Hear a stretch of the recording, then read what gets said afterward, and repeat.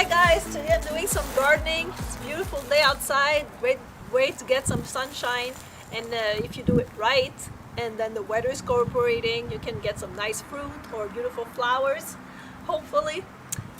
It's also a great way to learn some life lessons, and the Bible is full of them, images taken directly from gardening. And I would like to read one of them to you. It's taken from John 15. And this is passage, the whole thing at the beginning of John 15 is quite famous. That's where Jesus says, I am the vine, you are the branches. And I'll read the first two verses. It says, I am the true vine, and my Father is the gardener. He cuts off every branch in me that bears no fruit, while every branch that does bear fruit, he prunes, so that it will be even more fruitful. So it says that God prunes. And what does that mean? Well, if you are familiar with the world of gardening, then you know that it means to cut off things. And what sort of things do you cut off?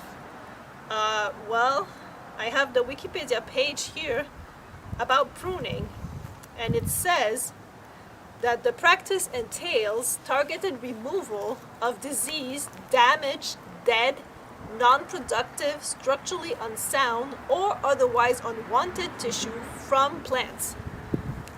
And so what sort of things does God prune? Well, of course, bad things, like impure thoughts or bad habits, cherished sins, hurtful words, things that are dead inside of you that don't bring anything good to the world or just don't bring anything at all to your life.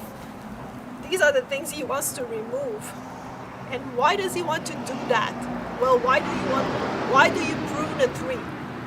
Again, Wikipedia says that the reasons to prune plants include deadwood removal, shaping, improving health, reducing risk from falling branches, preparing nursery specimens for transplanting, and harvesting and increasing the yield or quality of flowers and fruits.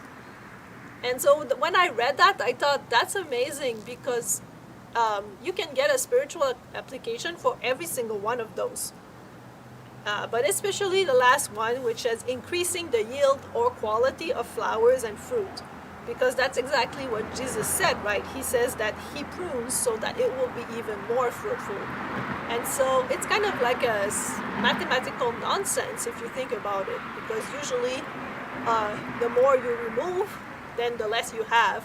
But in this case, the more God removes bad things from you, the more good fruits you will produce. There will be more space for good fruits to grow. And so I encourage you today to let God work in you, to let God prune you, to get rid of all these things in your life that don't produce good fruit, so that you will be instead producing all these great fruits that God loves, so that you will be more faithful, more joyful, more peaceful, more patient, kinder to people. These sort of things. And I also encourage you to do some gardening so that you can learn some very good life lessons